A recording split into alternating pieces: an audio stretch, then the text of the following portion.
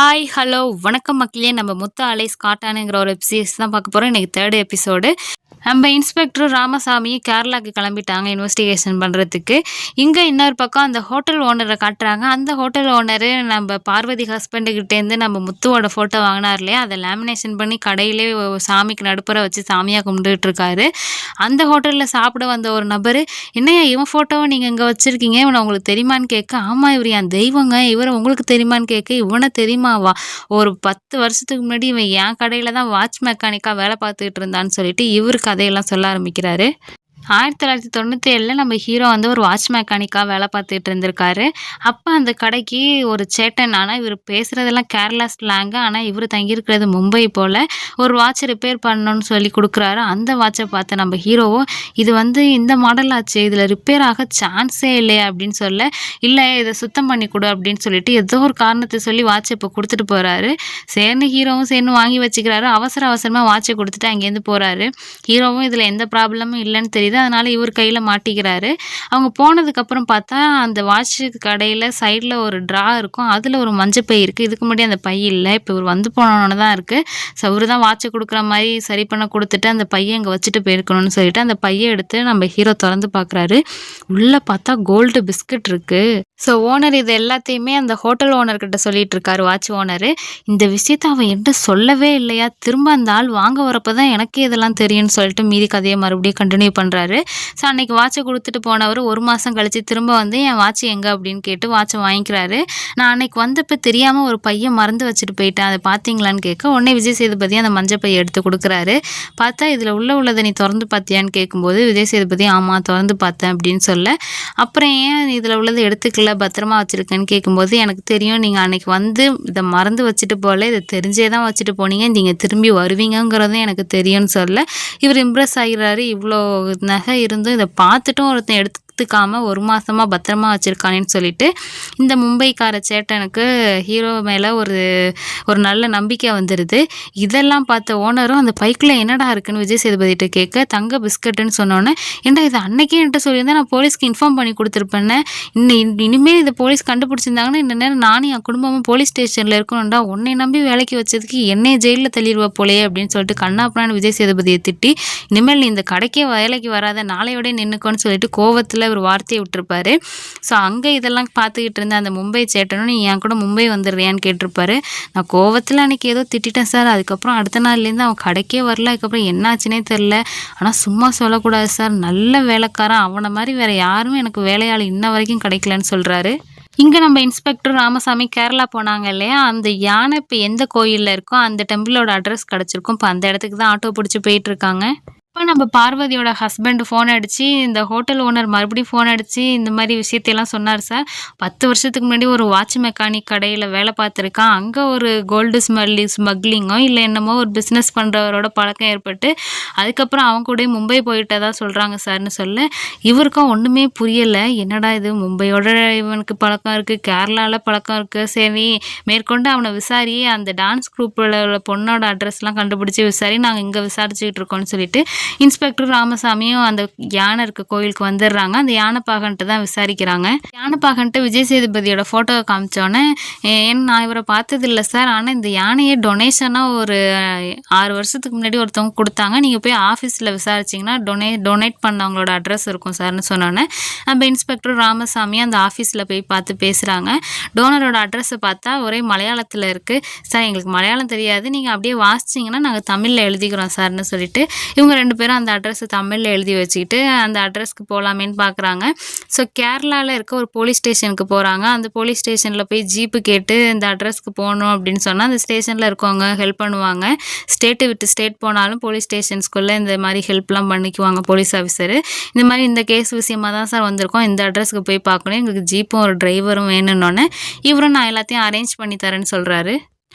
அது மட்டும் இல்லாம இவங்க ஒரு நாள்ல வந்துட்டு வேலைய முடிச்சுட்டு போயிரலான்னு நெனச்சிருப்பாங்க. இது இழுத்துக்கிட்டே போறனால இங்கேயே ரூம் போட்டு தங்கிரலான்னு முடிவு பண்ணிட்டு இருக்காங்க. ஸோ ஜீப் டிரைவருக்காக வெயிட் பண்ணிட்டு இருக்கப்ப, அங்க வந்து போலீஸ் ஆஃபீசர் இவங்களுக்கு டீயும் குடுப்பாரு. அப்ப குடுக்கும்போது தான் அவரு சொல்றாரு, "அந்த ஜீப் டிரைவர் வர ரொம்ப லேட் ஆகும் சார். அதனால நீங்க போயிட்டு நாளைக்கு வாங்க. அந்த ஆர்ஃபனேஜுக்கு ஒண்ணும் ஜீப்ல போகணும்னு அவசியம் இல்ல. இங்க இருக்க எல்லா ஆட்டோக்காரங்களுக்கும் அட்ரஸ் தெரியும். ஆட்டோல கூட போயிரலாம்னு" சொன்னோனே, "என்னது ஆர்ஃபனேஜா?"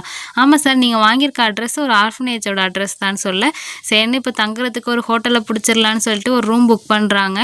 ஸோ ரூம் நல்ல காஸ்ட்லியான ரூமா புக் பண்றாங்க. இவங்களுக்கு என்னென்னலாம் இங்க செலவாகுதோ அந்த பில்லெல்லாம் பத்திரமா எடுத்து வச்சுக்க சொல்றாரு. இதெல்லாம் ஆஃபீஸ்ல குடுத்து பில்ல கிளைம் பண்ணிரலாம். பில்ல குடுத்து காசு வாங்கிரலான்னு சொல்லிட்டு. இங்க அப்படியே சீன கட் பண்ணா பார்வதியோட மாமியார காட்டுறாங்க. இப்போ மாடெல்லாம் வேற வாங்கியிருக்காங்க இல்லையா? மாட்டு பண்ணை, ஆட்டு பண்ணை எல்லாத்தையும் கூட்டி அள்ளி சாணியெல்லாம் இவங்க தான் அள்ளிட்டு இருக்காங்க. அங்க வந்து கிட்டு, "ஓ என்ன ஆத்தா நீ அள்ளிட்டு இருக்க? வயசான காலத்துல உன் மருமக இதெல்லாம் பண்ண மாட்டாங்களா?" அப்படின்னு கேட்க, "ஏன்டா அவள பண்ண சொன்னோம்னா நமக்கு நாளைக்கு சோத்துல விஷத்த வச்சாலும் வச்சிருவாடா" அப்படின்னு சொல்ல, கரெக்டா அந்த நேரத்துல இவங்க டீ குடிக்க வந்தவங்க கோவமா காப்பிய வச்சுட்டு போறாங்க. "ஐயையோ! இவ நான் பேசுறதெல்லாம் காதுல வாங்கிட்டாளாடா? முன்னாடியே வந்துட்டாளான்னு" மாமியார் கேட்க, "ஆமா அத்தா முன்னாடியே வந்துட்டாங்கன்னு" சொல்ல, இவங்களும் "ஐயையோ!" அப்படிங்கிறாங்க. அப்புறம் நைட் ஆயிருது. பையனும் நம்ம பார்வதியோட ஹஸ்பண்டும் வீட்டுக்கு வராரு. வந்த உடனே நம்ப அம்மா வந்து பையன்ட்ட கேட்குறாங்க, "ஏன்டா அந்த கிட்டுக்கு சினையாடு தரேன்னு சொன்னியாம்ல, யார கேட்டுடா நீ சொன்ன? வீட்ல இருக்க சினையாட குடுத்தா வீட்டு இது விளங்குமாடா? தரித்திரியமாயிராது" அப்படின்னு சொல்லி பேசிக்கிட்டு இருக்காங்க. வந்த உடனே கத்த ஆரம்பிச்சிட்டியே, கொஞ்ச நேரம் அமைதியா இரு, நான் வீட்டுக்குள்ள போறேன் அப்படின்னு சொல்லிட்டு இவரு வேகமா வீட்டுக்கு போறாரு. போய் பார்த்தா பார்வதி கோவத்தோட படுத்திருக்காங்க. "என்னாச்சுடி? ஏன்டி இப்படி கோவமா இருக்கன்னு?" கேட்க, "ஏன் எங்க குடும்பத்த பார்த்தா என்ன சோத்துல விஷம் வைக்கிற குடும்பம் மாரியா இருக்கு? உங்க அம்மா காலைல அந்த கிட்டுக்கிட்ட சொல்லிட்டு இருக்காங்க, நான் சோத்துல விஷத்த வச்சுருவேன்னு. எங்க குடும்பம்லாம் அப்படிப்பட்ட குடும்பம் கிடையாது. உன் குடும்பம் தான் அந்த மாரி குடும்பம். உன் சொந்தக்காரனுக்கு ஒரு தடவ இப்படிதானே கறி குழம்புல விஷத்த வச்சு உன் பெரியப்பாவ கொன்னாங்க" அப்படின்னு சொல்ல, "இதெல்லாம் எப்படி உனக்கு தெரியும்னு?" சொல்லிட்டு பார்வதியோட ஹஸ்பண்ட் கேட்குறாரு. "ஏன் இத சொன்னதே உங்க அம்மா தான்" அப்படின்னு சொல்ல, இவங்களுக்குள்ள இந்த பிரச்சனை ஒண்ணு போயிட்டு இருக்கா. அப்புறம் அடுத்த நாள் விடிஞ்சிருது. இவரு உள்ளூர்லயே தான் இருக்காரு இல்லையா, பார்வதியோட ஹஸ்பண்ட். அவரு வந்து அந்த ஃபோட்டோ எடுத்துட்டு இன்னும் 4, 5 ஊர்ல போய் விசாரிக்கிறாரு. வேற யாருக்கையாவது விஜய் சேதுபதிய தெரியும்னு சொல்றாங்களான்னு பார்ப்போம்ன்னு சொல்லிட்டு.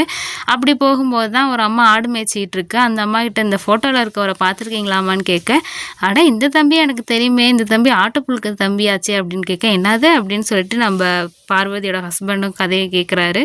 அப்பதான் 2012ல இந்த தெருவுக்கு அவரு வந்து வண்டியில வந்து ஆட்டுப்புழுக்க வாங்குறதுக்கான ஒரு வியாபாரம் பண்ணிட்டு இருந்திருப்பாரு போல விஜய் சேதுபதி. ஸோ ஆட்டுப்புழுக்க எடக்கணக்குல வாங்கிக்கிட்டு ஒவ்வொரு கிலோவுக்கும் இவ்வளோ காசுன்னு சொல்லிட்டு அதுக்கேத்த பொருள் வாங்கிக்கலாம்.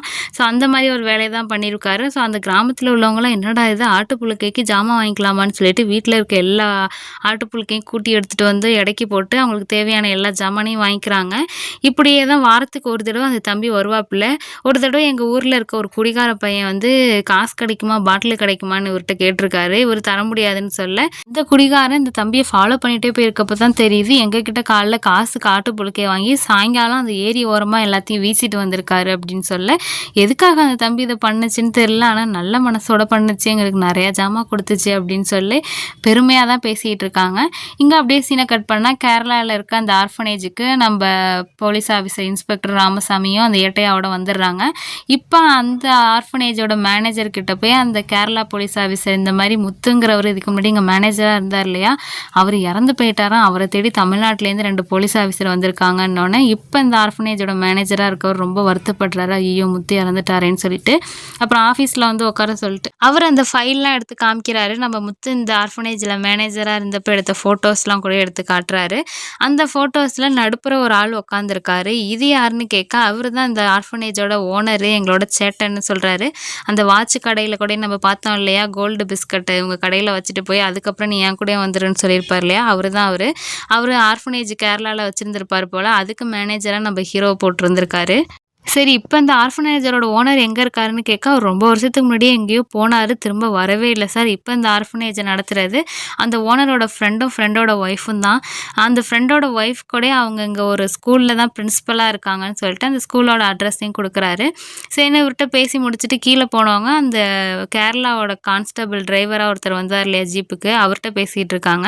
"ரொம்ப வருஷத்துக்கு முன்னாடி இந்த ஆர்ஃபனேஜ்ல ஒரு பாம் பிளாஸ்ட் வேற நடந்துச்சு சார். ஒரு கும்பல் வந்து அது வேற எங்க போலீஸ் ஸ்டேஷனில் கேஸாக ரிஜிஸ்டர் ஆகிருக்கு, அந்த கேஸ் ஃபைலில் வேணால் பார்க்குறதுனா பாருங்கன்னு சொல்லிட்டு அவங்க பேசிகிட்டு இருக்கப்போ நமக்கு அந்த சீனையும் காட்டுறாங்க. 2006ல் இந்த ஓனருக்கு எதிரியாக இருக்க ஒரு கும்பல் வந்து இந்த இடத்துல ஒரு பாம் போட்டிருக்காங்க. அதுவும் இந்த ஆர்ஃபனேஜில் ஆனுவல் டே நடக்கிறப்ப நம்ம ஹீரோ தான் அந்த ஆனுவல் டே அப்போ ஸ்டேஜில் டான்ஸ் ஆடிட்டு இருந்த குழந்தைங்கள்லாம் போய் காப்பாற்றிருப்பாரு.